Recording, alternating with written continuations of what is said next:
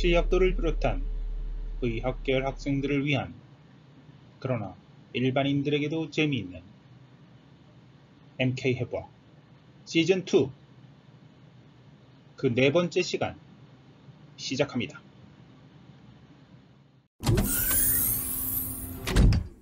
오늘은 젖, 유방을 다룹니다.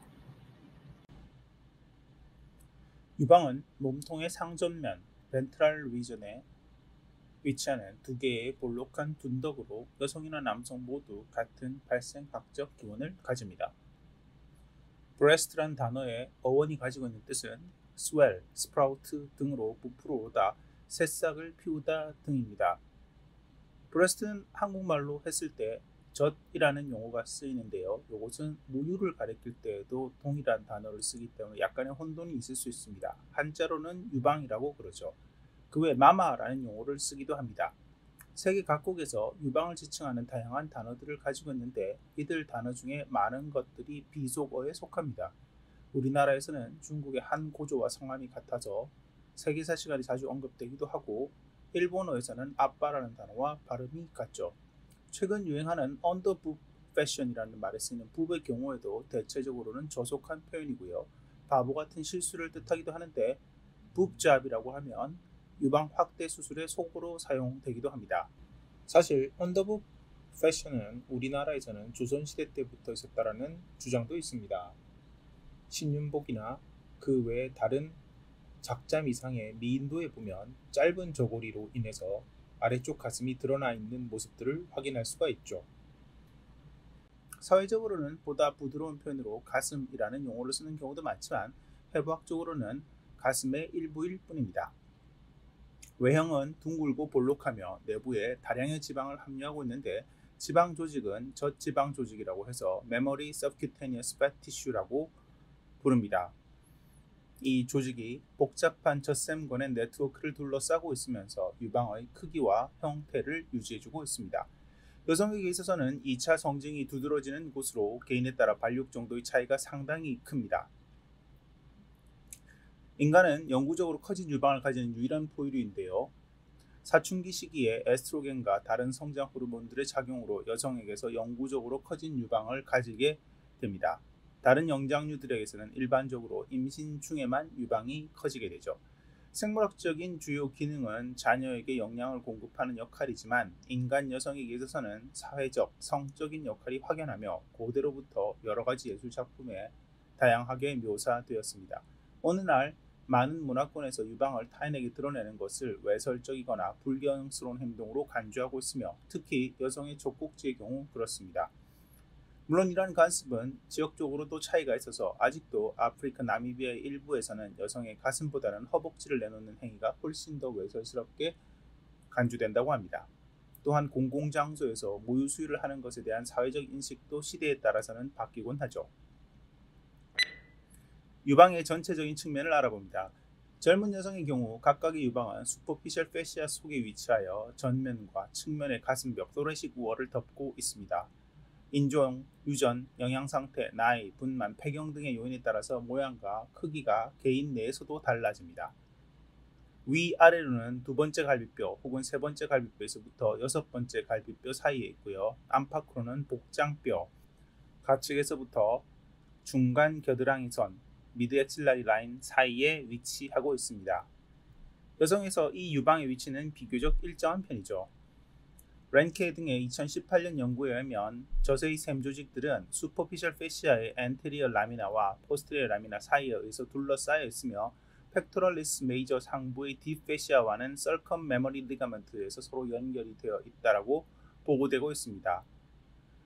유방은 깊은 근막, 딥패시아와 어느 정도 가동성인 관계에 있고 젖 내부에서는 슈퍼피셜 패시아의 포스테리어 라미나로부터 나오는 파이브로스 스트랜드 올 시트인 섬유 다발이 있는데 이를 거리인대 혹은 현수인대 서스펜서리 리가먼트라고 하고 다른 명칭으로 레티나큘라 리가먼트나 쿠퍼스 리가먼트라는 명칭을 써서 부르기도 합니다. 이들 인대는 피부의 깊은 곳 더미스까지 이르고 있어서 젖의 위치를 고정하고 젖이 처지는 것을 방지하는 역할을 하죠. 실제로 이런 현수인대는 젖의 상부에 많이 분포하고 있습니다. 한편 엑실러리 프로세스 혹은 테일, 혹은 테일 오브 스펜스라고 부르는 유방의 꼬리는 유방의 상측방에 위치하여 겨드랑이로 향하는 곳으로 앞 시간에 배웠던 팩토럴리스 메이저 기준으로 볼 때에는 인페로레터럴 앵글에 위치하고 있으며 엑실라의 에이펙스에 딥패시아까지 연장되어 있을 때도 있습니다. 다음으로 젖을 젖꼭지와 전 몸통으로 나누어서 알아보도록 하죠. 먼저 젖꼭지입니다.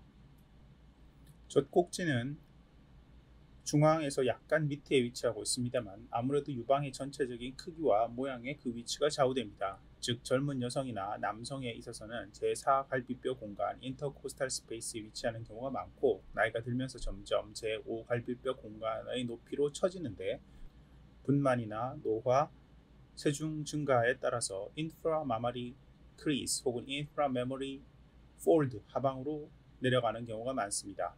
대개 속옷, 브레이지어를 구매할 때 컵 크기를 결정하는 바스트 포인트의 위치와 일치합니다. 이곳의 둘레와 몸통의 둘레 사이의 차이를 컵 크기로 정의합니다만 국제적으로 통일된 규격을 쓰지는 않습니다. 모양은 대체적으로 앞으로 뾰족하게 돌출되어 있습니다만 실린드리컬하거나 둥글거나 납작하기도 하여 발달 정도, 호르몬의 영향, 외부의 기온, 성적인 흥분 정도 등이 젖꼭지의 서브 아레올라 머슬의 이렉타일 프로퍼티에 영향을 줄 수가 있습니다. 대개 원추상의 윤기이지만 아이가 젖을 빨게 됨으로써 그 바닥이 좁아지게 되죠. 이러한 현상을 유두의 발기라고 하는데 원래는 발기라고 하면 음경이나 음액 등이 자극에 반응해서 커지거나 딱딱해지는 생물학적 현상을 일컫죠.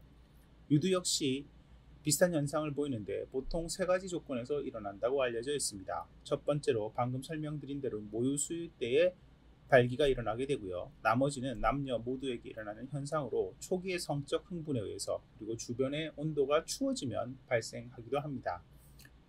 이 성적인 흥분에 의한 것은 옥시토신이라는 호르몬에 의한 것이죠. 하지만 유두의 발기는 음경이나 음액의 경우처럼 해면체와 같은 발기 조직이 따로 있는 것이 아니라 유두 속의 민문이근의 수축에 의해서 발생하는 것입니다. 미출산 여성의 경우 유두는 보통 분홍빛을 띠지만 전체 몸의 멜라니제이션의 정도에 따라서 연한 갈색이나 진한 갈색을 띠기도 합니다. 이 젖꼭지, 니플에는 주름이 많고 그 사이에 12개에서 15개 사이에 미세한 구멍, 마이뉴트 오프닝 오브 니플이 있어서 모유 수유의 통로가 되죠. 다음 젖꽃판에 대해서 알아봅니다. 젖꽃판은 한자로는 유륜 그리고 영어로는 아레올라라고 그럽니다. 이 구조의 한자 명칭 유륜을 그대로 번역하게 되면 젖바퀴가 되는데 이 단어는 표준어가 아니고 젖꽃판이 표준어입니다. 아레올라라고 하는 것은 사실은 루스 커넥티브 티슈를 일컬을 때 아레올라 티슈라고도 부른다고 말씀을 드렸는데 오픈된 공간, 빈 공간을 의미하게 되고 여러 군데에서 사용이 됩니다. 골키퍼를 봤던 유명한 축구 선수의 이름이기도 하죠. 젖꼭지를 싸고 있는 착색 부위를 젖꽃판, 아레올라 브레스트라고 부르고 이것의 착색 정도는 임신과 출산 후에 진해지면서 보통 분홍색에서 흑갈색으로 진해지는 경향이 있는데 그러나 젖꽃판의 색 자체는 갈색 색소와 적색 색소의 분포에 따라서 달라지고 이것은 유전적으로 정해지는 색소의 양에 따라서 결정되는 경우가 많습니다. 유륜의 크기는 사람마다 차이가 있는데 당연히 성인 여성이 남성이나 사춘기를 지나지 않은 여성보다 크죠. 우리 몸에서 여성의 구조가 남성의 구조보다 큰 거의 유일한 곳인데요. 작게는 1.5cm에서부터 크게는 10cm가 초과하는 경우도 있다 하니 그 편차가 대단한 편입니다. 유륜에는 수많은 땀샘과 함께 아레올라 글랜드라고 불리는 혹은 몽고메리 글랜드라고 불리는 피지선이 있습니다. 주로 유두에 대해서 원형으로 배열이 되어 있고요. 맨눈으로 보이기도 하는데 특별히 젖꼭지가 발기했을 때 더욱 확연히 보이게 되고 확연히 보이는 이곳을 아레올라 튜버클이라고 부르기도 합니다. 피지를 분비해서 유두와 유륜을 보호하고 모유 수유 시의 마찰과 압력을 견딜 수 있도록 해주는데 최근 연구에 따르면 이곳에서 페로몬을 분비해서 신생아의 수유를 돕는다는 견해도 있습니다. 한편 젖꽃판의 피부에는 아레올라 글랜드 외에도 마요에피텔리움이라고 하는 근육상피가 있어서 이 근육상피는 자극에 대해서 반사적으로 수축하는 기능을 해서 모유 수유에 도움을 줍니다. 유륜의 주변에는 별다른 큰 이유 없이 제법 긴 털이 있는 경우가 흔하고 여성에게서도 발견됩니다. 함몰 유두에 대해서 잠깐 다루어 보겠습니다. 때때로 태생 때부터 한쪽 혹은 양쪽의 유두가 함몰되어 발생하는 경우가 있습니다. 이 증상은 젖꼭지가 안쪽으로 파묻혀서 숨어 있는 것으로 전 세계 여성의 약 2%, 우리나라 여성의 약 3% 정도의 비율로 발생하고 양측성인 경우가 흔합니다. 원인은 선천적인 원인과 후천적인 원인으로 나눌 수가 있는데요. 선천적인 원인으로는 유두 아래에 있는 결합 조직과 유선의 발달이 어떤 이유로 저하되어서, 즉 유두 아래 결합 조직이나 유선이 발달하지 않아서 유두를 받쳐줄 받침대가 없어서 유두가 돌출하지 못하는 것인데, 이것이 가장 흔한 이유입니다. 다른 이유로는 유두를 당기는 섬유 밴드가 있어가지고 발생하기도 하는데, 이 섬유 밴드는 조금 전에 설명드렸던 쿠퍼스 리가먼트, 그 현수인대랑 같은 녀석입니다. 즉 정상의 경우에는 유방의 더미스의 위치에서 유방이 처지는 것을 막아줘야 될 녀석이 유두까지 침범해 있어서 이런 문제를 야기하는 것이죠. 후천적인 원인으로는 유방의 염증, 유방암, 유방수술 후의 반응 구축 때문에 생기기도 하는데, 일반적으로는 선천적인 원인이 훨씬 많다고 합니다. 증상으로는 미용상의 불만족이나 모유 수유 때의 어려움이 대표적인 것이지만, 실제로는 함몰되어 있기 때문에 그 자체가 위생상 불리해서 유두염이나 유방염의 원인이 되기도 합니다. 정도에 따라서 1, 2, 3등급으로 나누고 치료는 수술적인 방법이 유일한 것으로 알려져 있습니다. 다음 젖 몸통 바디 오브 브레스트에 대해서 알아봅니다. 젖, 브레스트를 이루는 기반 조직으로 젖샘, 메모리 글랜드와 지방 조직, 아디포스 티슈로 되어 있습니다. 젖샘은 15개 내지 20개의 젖샘엽, 메마리 로브가 부채살 모양으로 모인 것으로, 개별 젖샘엽은 비교적 다량의 결합 조직 및 지방 조직으로 쌓여 있고, 다수의 젖샘 소엽, 메마리 로뷸로 나누어져 있습니다. 이를 TDLU라고 해서 터미널 덕트 로뷸라 유니트라고 부르기도 하는데, 이 유니트가 모유를 생산하는 기능적 기본 단위 펑셔널 유니트라고 할 수가 있습니다. 하지만 동시에 유방암의 발생 기전을 sick lobe hypothesis로 설명을 할 때에는 malignant transformation의 시발점으로 간주되는 곳이기도 하죠. 다시 말해 이 이론은 유방암 발병에 있어서의 멀티포컬리티를 주장하는 것입니다. 대개 인터로뷸라 커넥티브 티슈의 경우에는 dense and fibrous collagenous 한데 비해서 인트라로뷸라 커넥티브 티슈의 경우에는 루스한 텍스처를 띠는데요. 실제로 로브의 수는 유방이 큰 경우든 작은 경우이든 거의 차이가 없죠. 따라서 아디포스 티슈를 가지고 있는 인터로뷸라 스트로마의 디멘션의 차이가 개인의 유방의 크기의 차이를 결정하는 것입니다. 다른 많은 신체 부위처럼 실제 여성의 유방의 좌우 크기가 많은 경우에 있어서 비대칭적이죠. 또한 호르모널 사이클에 따라서 이 차이가 더 커지는 경우도 빈번합니다. 각각의 젖샘염에는 지름 약 2mm의 젖샘간 락티포러스 덕트가 있고, 유두에 개구하기 전에 지름 5 내지 8mm의 늦은 젖샘간 팽대 락티포러스 사이너스를 이룬 다음에 유두에 개구를 하게 됩니다. 남자의 젖과 성숙하지 않은 여자의 젖은 주로 결합 조직으로 그 속의 젖샘과 락티포러스 덕트는 다소 보이지만 그 종말부가 없는 것으로 알려져 있습니다. 브레스트의 동맥 공급과 신경 지배에 대해서 알아봅니다. 우선 동맥 공급부터 알아보면, 기본적으로는 엑실라리 아터리, 그리고 인터널 토레식 아터리, 그리고 몇몇 엔테리어 인터코스탈 아터리의 동맥혈 공급을 받습니다. 엑실라리 아터리의 경우에는 수피리어 토라식 아터리나 토레이코 아크로미얼 아터리의 팩토럴 브랜치, 그리고 레터럴 토레식 아터리 및 सब스캐듈라 아터리를 통해서 공급을 받죠. 그리고 인터널 토레식 아터리의 경우에는 미디얼 마마리 브랜치라는 지류를 통해서 브레스트의 안테로 미디얼 파트의 동맥혈을 공급합니다. 마지막으로 두 번째에서부터 네 번째의 엔테리어 인터코스탈 아터리에서 나오는 폴포레이팅 브랜치가 동맥혈을 공급하는데요.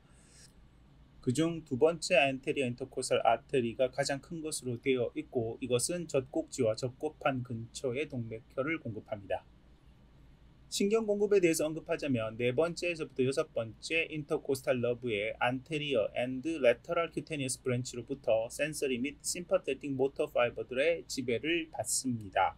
젖꼭지의 경우는 네 번째 인터코스탈 너브의 레터럴 큐테니어스 브랜치의 안테리어 레이머스에서 지배되는데요. 무유수의 감각을 CNS에 시그널링하는 것이 중요하기 때문에 젖꼭지 피부 근처에 프리너브 엔딩이나 마이스너 코푸스리나 몰케르스 디스크 엔딩 등이 풍부하게 분포하고 있습니다. 유방암과 관련해서 유방 근처의 림페틱 드레이니지는 상당히 중요한데요. 이는 메타스태틱 디세미네이션이 주로 림페틱 루트로 이루어지기 때문이죠. 유방의 도미넌트 림페틱 드레이니지는 기본적으로 더말 네트워크를 이루고 있습니다. 대부분의 림프들은 서브아레올라 플렉서스를 거치거나 혹은 직접적으로 겨드랑이의 국소 림프절로 향하게 되죠. 겨드랑이의 국소 림프절은 20개에서 40개 정도 있는데 외곽적으로는 팩토랄리스 마이너의 위치를 기준으로 해서 그보다 아래쪽이나 가쪽에 있는 것을 레벨 1, 그리고 근육의 후방에 위치하는 근육에 덮여있는 녀석들을 레벨 2, 그리고 위쪽이나 안쪽에 있는 경우를 레벨 3로 명명합니다. 브레스트 캔서 수술 때의 엑실랄 림프 노드들은 진단 목적이나 치료 목적으로 다이섹션 되는데요. 이러한 다이섹션이 후에 통증이나 시로마의 발생, 그리고 상지의 움직임의 불편과 같은 다양한 후유증을 발생시킵니다. 유방암 환자의 수술 전 검사를 통해서 겨드랑이 림프절에 전이가 있거나 암의 크기가 큰 경우에는 겨드랑이 림프절을 모두 제거하는 편인데요. 수술 중에 감시 림프절이라고 불리는 센티널 림프 노드를 절제해서 전이 여부를 확인한 후에 전이가 있을 때에만 림프 절제술을 시행하게 됩니다. 상피 내암의 경우에는 종양이 만져지거나 암의 범위가 넓은 경우에만 감시 림프절 생검술을 시행하죠. 여기에서 감시 림프절 센티널 림프노드라는 것은 유방으로부터 제일 먼저 림프액이 도달하는 림프절로서 유방암의 전이 가능성이 가장 높은 림프절을 떼어내 이를 검사하여 암이 없으면 겨드랑이 림프절제술을 생략해서 후에 발생할 수 있는 림프 부종이나 감각 이상, 통증 등을 줄일 수가 있는 것입니다. 유방의 발달에 대해서 간단히만 설명합니다. 남성과 여성 모두에서 기본적으로는 에피텔리알 메센키말 인터랙션에 의해서 글랜듈라 티슈가 발생하게 됩니다. 발생학적으로는 카네기 스테이지 16-17에서 액토덤이 두터워지면서 두 개의 벤트럴 밴드를 형성하게 되는데 이것을 메모리 리치 혹은 밀크 라인이라고 부르고요. 이는 엑실라에서부터 인구나 리전, 즉 서해부까지 연결된 선입니다. 가끔은 폴리메스티아라고 해서 슈퍼누머러리 브레스트 혹은 폴리텔리아라고 해서 슈퍼누머러리 니플 등이 여성은 물론 남성들에게서도 발생하는데 방금 전에 언급한 메모리 라인을 따라서 메모리 리치를 따라서 발생하게 됩니다. 후자를 폴리텔리아를 부유두, 가외 젖꼭지라고 부르는데 이것은 오히려 남성에게서 더 빈발한다고 알려져 있고요. 너무 작은 경우에는 점, 모울과 혼동하는 경우가 많다고 합니다. 이 증상은 생각보다 흔한 편으로 연구에 따라서 그 편차가 크지만 심한 경우에는 성인 18명 중 1명에게 발생된다고 증상을 빈번하게 보고하는 경우가 있는데 우리가 잘 알고 있는 영화배우인 마크 윌버그나 틸다 스윈튼 등도 이것이 있는 것으로 알려져 있죠. 반대로 어메지아라고 해서 브레스트가 아예 발달하지 않은 경우도 발견됩니다. 신생아 때에는 흔적처럼 있는 상태이고요. 이후 사춘기 이전까지 젖샘 렉티프러스 덕트의 브랜칭이 일어난다고는 하지만 매우 적게 일어납니다. 사춘기에 들어서서 난소에서 에스트로겐을 막 뿜어내기 시작하면서 유방의 아디포사이트가 리피드를 어큐뮬레이션 하면서 유방이 커집니다.